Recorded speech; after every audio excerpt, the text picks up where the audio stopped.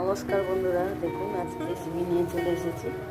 দেখতে পাচ্ছি চিংড়ি মাছ, সর্ষে আর পোস্ত আর কাঁচা লঙ্কা বাটা। চিংড়ি মাছে কলা পাতা দিয়ে পাতুরি হবে। কলা পাতাটা সেঁকে নেব।